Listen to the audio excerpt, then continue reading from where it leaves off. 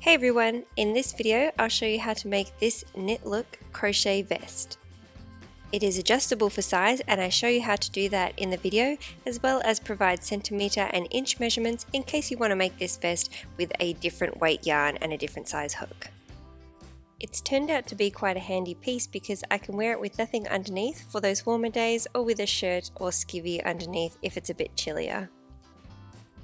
As always, if you have any questions, please leave them below and I will try to get back to you. For this project, I used 350 grams of medium weight yarn, an 8mm hook, a 6mm hook, stitch markers, a pair of scissors, and 3 buttons. Okay, so to start you're going to grab your 8mm hook and the end of the yarn and make a slip knot. Now we're going to insert the hook and chain up 45. This is the same for all sizes, but if you would like to make your top a bit longer, you can add a few stitches to that, and if you would like to make it more cropped, you could take away some stitches from that. But otherwise, go ahead and chain up 45. The first few rows for all 3 of the panels is measuring around 14 inches or 35 centimeters. So if you're using a different yarn size or hook size and you still want to make the top, hopefully these measurements will help you make it in the same size. You could also measure it against a top that you already have, that would work too. But if you want the centimeter measurements, this is for all of the sizes, but just remember that the foundation chain is going to be longer because the slip stitches pull it tighter. So we'll need to add approximately 15% to this measurement to account for the tightness pulling of the slip stitches. Your foundation chain will need to be approximately 16 inches or 40 centimeters. So that's only if you're using a different size yarn and hook. If you're using the same or very, very similar, half a size off, you'd probably be fine with doing the 45 chains and then the 44 stitches for those first few rows until we start our increases.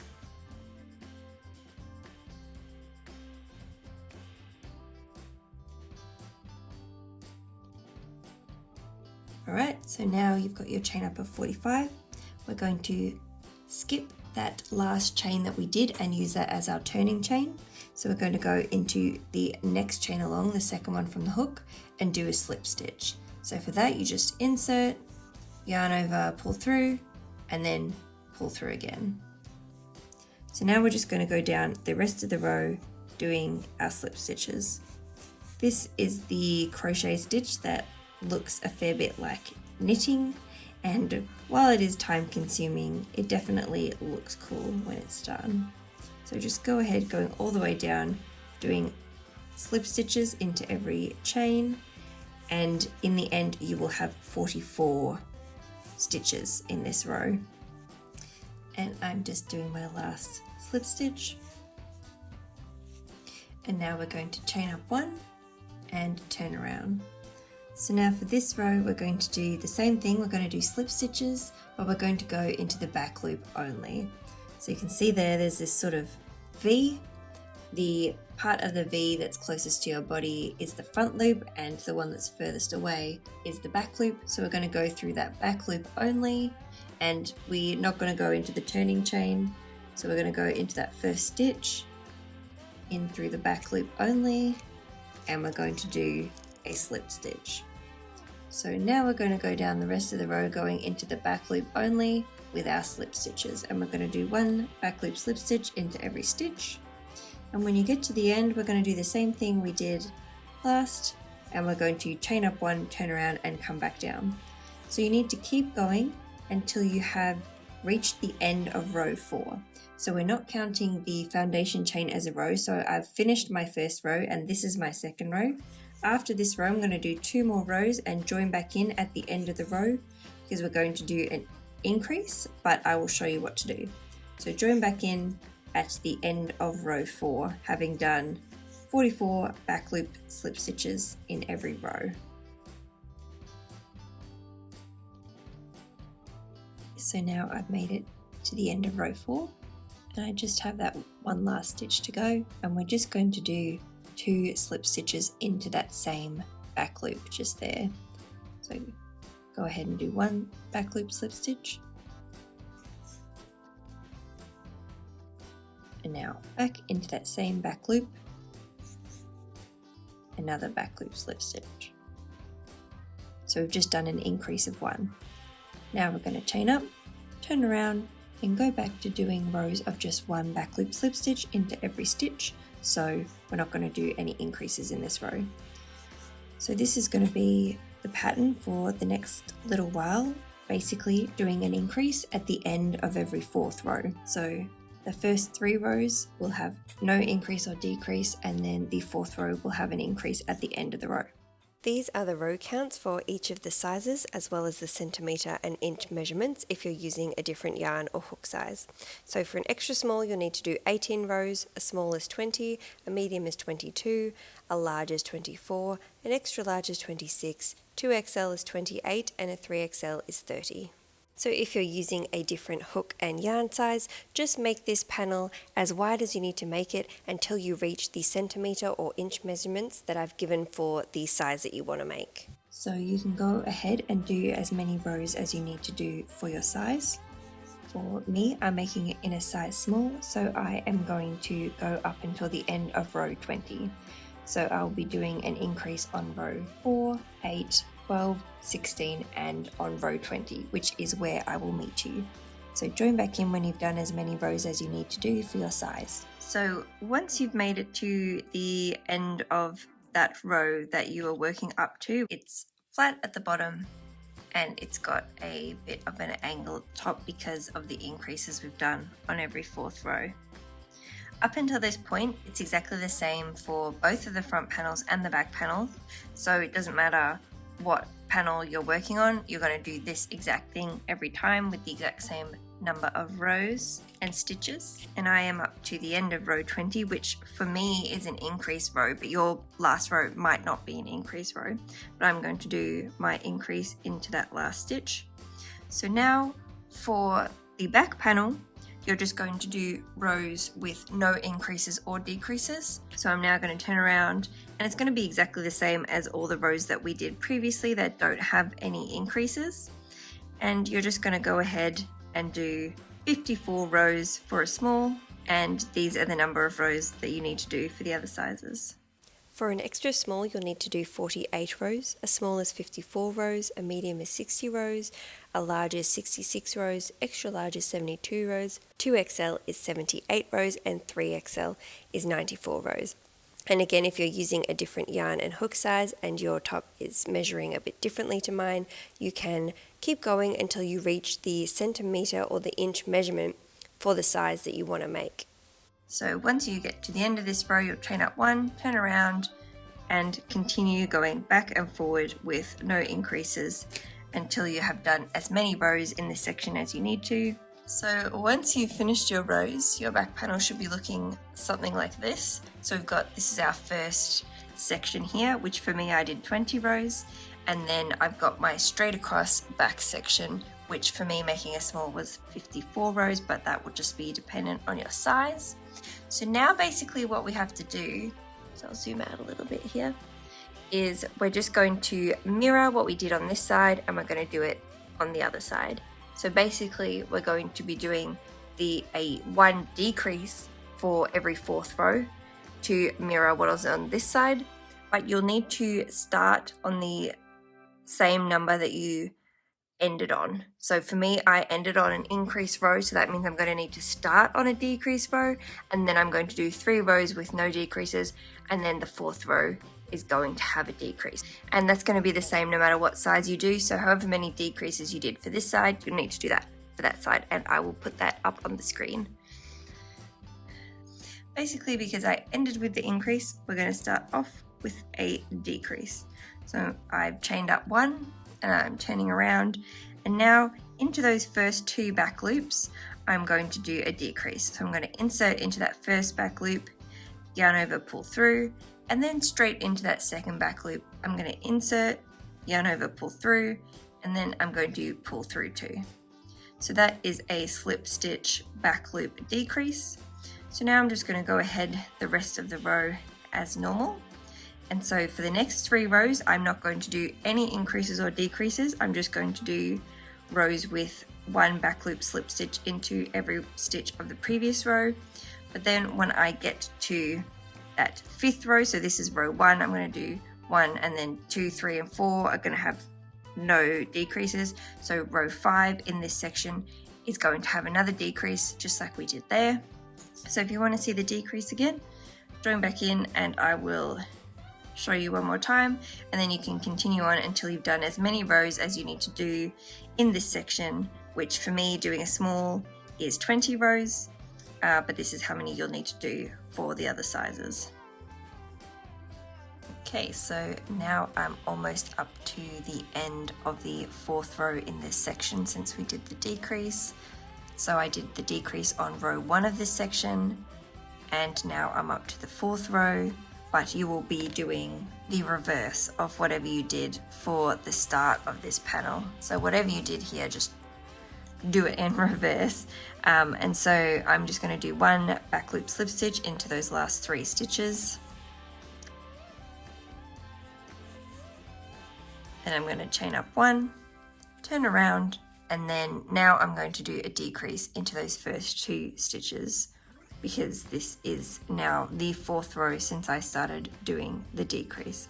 So I'm going to go into that first stitch, yarn over, pull through, and into that second stitch, yarn over, pull through 2. So now I'm going to continue doing my rows of back loop slip stitches with a decrease at the start of every 4th row in this section until I've done as many rows as I did for the first section, which was 20 rows.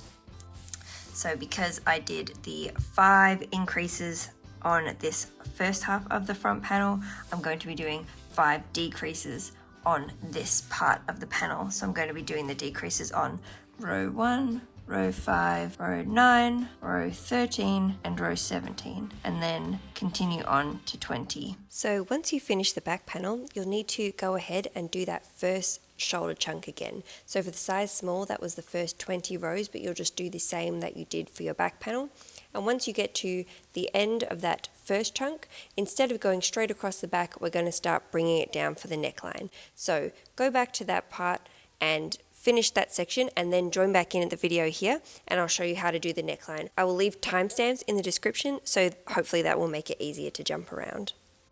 Okay, so now for the front panel, you should have done exactly what you did for the back panel, and I've got my 20 rows, but you'll have as many rows as you need for your size. And this is row 20, so I'm just going to do an increase into this last stitch here. And now what we're going to do is we're going to chain up 1, and this is the same for both front panels, so the left and the right front panel is going to be the same. So now what I'm going to do is I'm going to do a decrease into the top of this stitch. I know it seems weird that we just did an increase in this row, now we're going to do a decrease in this row, so we didn't really need to do either of them, but I'm trying to keep it streamlined because different sizes will end on a different row. So some of the sizes will not end on an increase row, and I just want to make it consistent. So if you don't want to do the increase and the decrease, you can just do a straight row, but I'm now going to do a decrease into the first 2 back loops. So into that first back loop, I'm going to insert my hook, yarn over, pull through, and now into that next back loop, I'm going to insert, yarn over, pull through, and then I'm going to pull through the 2 loops on the hook. So now I'm just going to go down the rest of the row doing 1 back loop slip stitch into every stitch with no more decreases in this row. Then when we get to the end, we're going to chain up 1 as normal, turn around and come all the way back up to the top doing our back loop slip stitches. When we get to the top, we're going to do a decrease at the end. So from here on out till the end of the front panels, you're going to need to do a decrease at the start of the odd numbered rows and at the end of the even numbered rows. So that's for all sizes. So this is an odd numbered row here. This is row 21 for me. So I'm doing a decrease at the start of the row. And when I come back up to the top, so that will be the end of row 22, I'm going to do a decrease. So I will go down the rest of this row, come back up to the top, and we will do our decrease for rows 22 and 23, or whichever row you're doing for your size. Okay, so now I am almost back at the top of row 22 for me, or the second row in this decrease section for the neckline. And I've got 3 stitches left, so I'm just going to do 1 back loop slip stitch into that first back loop. And now into those last 2 stitches of the row, I'm going to do another decrease. So into 1, pull through, and into that second one, yarn over, pull through, and pull through 2. Now I'm going to chain up 1, turn around, and we're going to straight away do another decrease. So I'm going to insert into that first back loop, straight into the second, yarn over, pull through, and pull through 2. So now I'm going to go down the rest of the row, and I'm going to keep doing the rows with a decrease at the start of the odd numbered rows and at the end of the even numbered rows, and that is going to start angling this panel down the front to make a V neckline for our button-up vest. This is how many rows you're going to need to do for each of the sizes. For a size extra small, it will be 22 rows, a small is 25 rows, a medium is 28 rows, a large is 31 rows, XL is 34 rows, 2XL is 37 rows, and 3XL is 40 rows. And if you're using a different hook and yarn size, these are the centimetre and inch measurements, so just do as many rows as you need to do until you have reached that measurement for your size. I am making this in a size small, so I'm going to need to do 25 rows in this section. So go ahead with how many rows you need to do for your size. So once you have finished your rows in the neckline section, your panel should be looking a little something like this. So it is flat along the bottom, and we've got the slight shoulder angle and the much steeper neck angle. And you're going to need to make 2 of these. So both the front right and the front left panel are going to be identical. So you can go ahead and make another identical pattern to this one. Okay, so once you've finished all 3 panels, you should have 1 back panel and 2 identical side panels. All you need to do is lay the front panels on top of the back panel and stitch along the top of the shoulder. You just want to make sure that you're matching up the increases from this first shoulder chunk, and you stop stitching when you get to the top of both the front and the back panel. So you just need to line up the rows.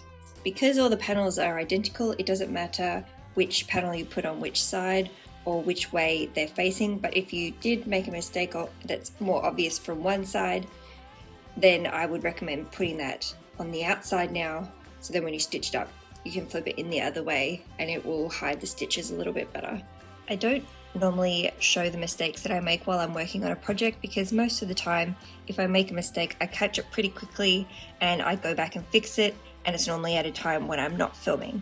But this one I actually missed that I stuffed up one of the stitches here, and I didn't see it until I was almost at the end, and I really didn't want to go back and do it again because from the other side it looks fine. You can't tell that there's an issue. It's just from this side. So if you're also like me and you sometimes make mistakes and you don't catch them early enough, don't worry. I tried my top on at this point so that I could work out how close to my underarm I wanted it to be closed up. So you could definitely do this too, or if you don't want to, I will give you the stitch count and the centimetre and inch measurements. So I measured where I put in my stitch marker, and it is 16 stitches from the bottom, but if you used a different hook size or a different yarn size to me, it is around 11 centimeters or 4.5 inches. So you can measure it on yourself, but if you don't feel like doing that, you can do the same as me, which is 11 centimeters or 4.5 inches.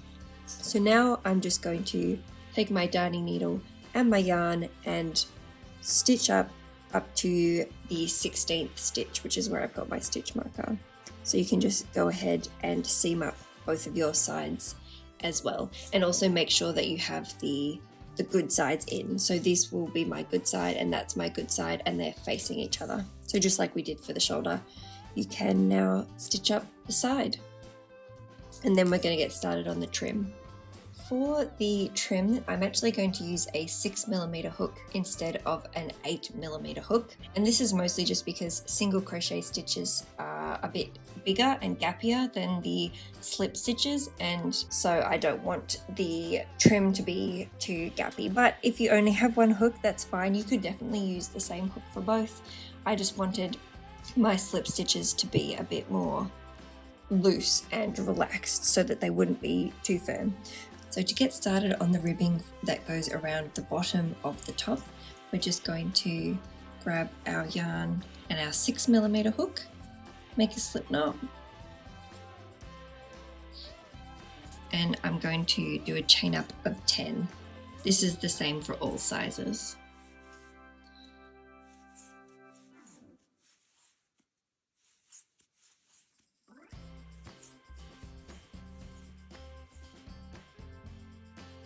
So I'm not going to stitch into the last chain that we did, or the closest chain to the hook. I'm going to skip that one and use it to turn, and we're going to do single crochets. So into that first stitch, I'm going to insert, yarn over, pull through, yarn over, and pull through both of the loops on the hook. So into that next chain, I'm going to insert, yarn over, pull through, yarn over, pull through both of the stitches.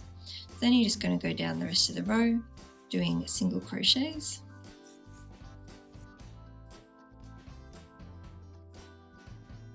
And last one. Once you get to the end, you just need to chain up one, turn around, and now we're going to do the same thing, but we're going to go into the back loop only. So this is the front loop, the closest one to your body. This is the back loop, so we're going to go into that back loop only and do a single crochet. So now we're just going to go down the rest of the row doing back loop single crochets, and when you get to the end, we're going to chain up one like we did at the end of the last row, turn around and keep doing rows of back loop single crochets until the band is long enough to reach all the way around the bottom of your top. I'm going to make this band slightly smaller than the bottom of my top so that it gets pulled a little bit tighter, but if you want it to be the exact same width, that's fine. It just won't pull the bottom of the top tight, so it just depends what you want. For this hook and yarn size, this is the number of rows that you're going to need to do for all of the sizes. For a size extra small, it's 92 rows, a small is 104 rows, a medium is 116, a large is 128, an XL is 140, 2XL is 152, and 3XL is 164. And I've also put the centimetre and the inch measurements, so if you're using a different hook and yarn size, you can just keep going until you hit that measurement for your size. I'm making it in a size small, so I'm going to do 104 rows. Once you have finished as many rows as you need to do, it's going to be quite a long band, and mine is 104 rows, so it goes quite a long way. And zooming out a little bit, what you're going to need to do is connect this band to the bottom of your top. So you want to start it on one side of the front panel, and you're just going to stitch it all the way around to pass the back and to connect again at the front. So the best thing to do is to put in a couple of stitch markers. So you want some stitch markers here, and then you want to stretch it out evenly and put some stitch markers on the two sides where you've connected the front panel to the back panel. This is going to make sure that it gets stretched out evenly.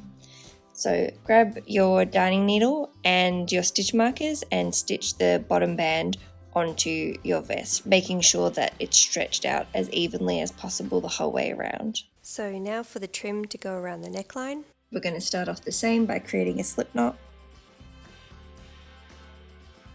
Insert your hook, and now you need to chain up 6. This is for all sizes. If you want a thicker trim around your neck, you can make a larger chain, and if you want the trim to be really tiny, you could do less than 6 chains, but I'm going to have a pretty standard one, so we're going to do 6.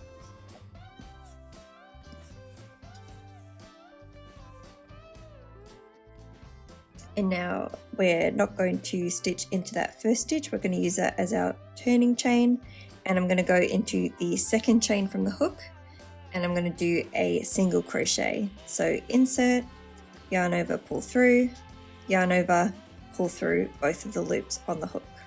So into the next one, we're going to insert, yarn over, pull through, and yarn over, pull through those 2 stitches. So now you just go down the rest of the row doing single crochets, and you will have 5 single crochets in total because we used that first chain, or the last chain that we did to turn around. So now I've got my 5 single crochets. We're just going to chain up 1, turn our work, and now we're going to do back loops again. So just the same as for the slip stitches, we're going to go into that back loop only. So insert into the back loop only and a single crochet. So now you're just going to go ahead and do rows of back loop single crochets until you've done as many rows as you need to do for this to reach all the way from the bottom of your top around your neck and down the other side. And you will want to stop before you get to the end because we're going to put in buttonholes. So these are the number of stitches that you'll need to do depending on the size that you made. For an extra small, it's 90, a small is 95, a medium is 100, a large is 105, XL is 110, 2XL is 115, and 3XL is 120. And here are also the centimetre and inch measurements. If you're using a different size hook and yarn, just keep going until you reach that measurement for your size. I am making this top in a size small, so I'm going to do 95 rows. So now I'm going to chain up 1, turn around, and you just keep going with the single crochets until you've done as many rows as you need to do. Alright, so now I've got my 95 rows. And it's looking something a little like this. So it's going to go from one end around the neck and back down to the other, but we are going to need to make some buttonholes. I'm going to chain up 1, turn around, and basically what we're going to do is we're going to do a back loop single crochet into those first 2 stitches, chain up 1 and skip this stitch, and then do 2 single crochets into those last 2 stitches. So to do that, we're going to go in through the back loop only, single crochet, and 1 more. So now I'm going to skip this stitch and I'm going to do a chain instead, and I'm going to do a single crochet into those last 2 stitches. So that's our first buttonhole. So you can see there's a bit of a gap, and that is where our button's going to fit. If you've got your buttons already picked out for this, you might want to just check and make sure that they're going to fit through that hole. If they're not, you could leave 2 free, so you do 2 chains and skip 2 stitches instead. But this should probably fit most buttons because I can fit my finger through there. Okay, so now I'm going to chain up 1, turn around. So now we are going to go ahead and do 9 normal rows. If you want your buttons spaced further apart, you can leave more rows in between your buttons. I'm doing 3 buttons, but if you only wanted to do 2, you could space your buttons a bit further apart. And also just going into that chain. So there's the chain in that previous row, just like a normal back loop stitch, you're just going to go through what looks like the back loop of that chain. So that is my first row, chain up 1. So now I'm just going to do 8 more rows of single crochet, and then we're going to do our next row with a buttonhole.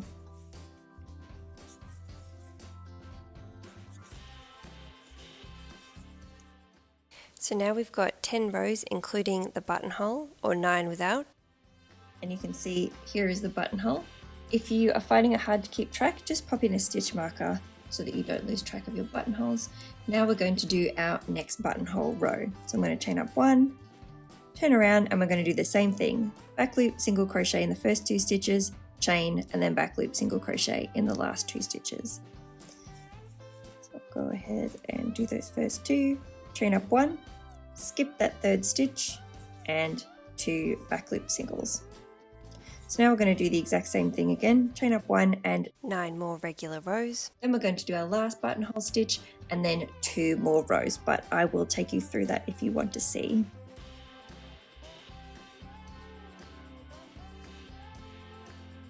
So now we're going to do our last buttonhole. So I'm going to chain up 1 and do the same thing that we just did for the previous 2 buttonholes.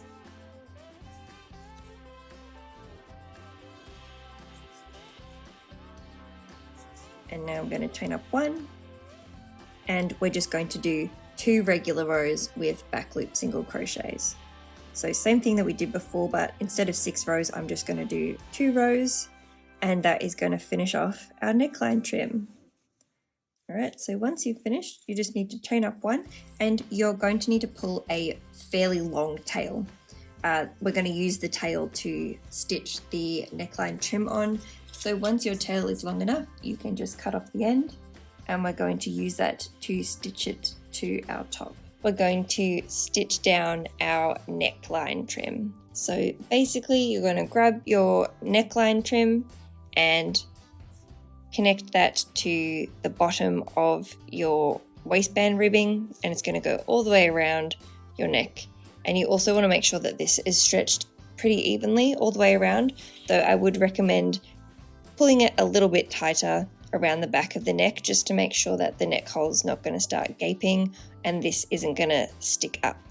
So basically you'll need to put in a stitch marker at the bottom here so stitch this on first, but basically you're going to put a stitch marker in here and a stitch marker in here, and then you want to stretch it evenly around the back of the neck and put in a couple of stitch markers and then stitch it down with your darning needle. So once you have finished stitching on your trim, we just need to add buttons and then we're done.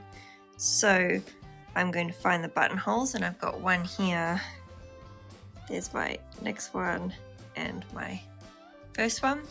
So the best way I've found to do it is to line up with the buttonhole side of the trim on top of the non-buttonhole side of the trim.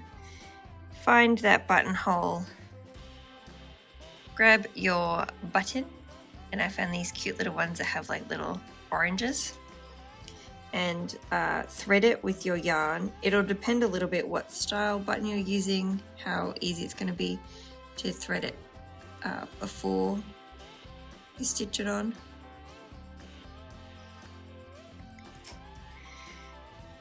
And then I'm going to grab my needle and I'm going to line up the button with the hole, and I'm going to insert my needle into the hole so it goes through both layers. So basically going to pull that button layer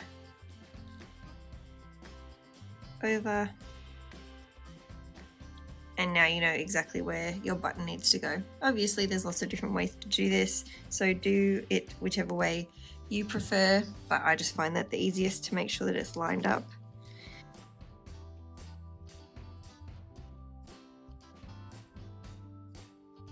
And I'm going to do a couple extra stitches just for a bit more security, and then I'm going to tie the two ends in a knot or a bow, depending on if you might want to change the buttons around. You could just tie it in a bow, otherwise you can just tie it in a double knot and cut off the excess. So once you've done that, you will have finished your vest. Thank you so much for watching. I hope you enjoyed this video and you found it useful.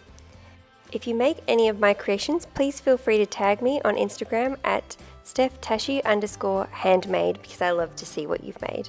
I'd also really appreciate it if you would consider hitting that subscribe button and the like button. See you in the next one.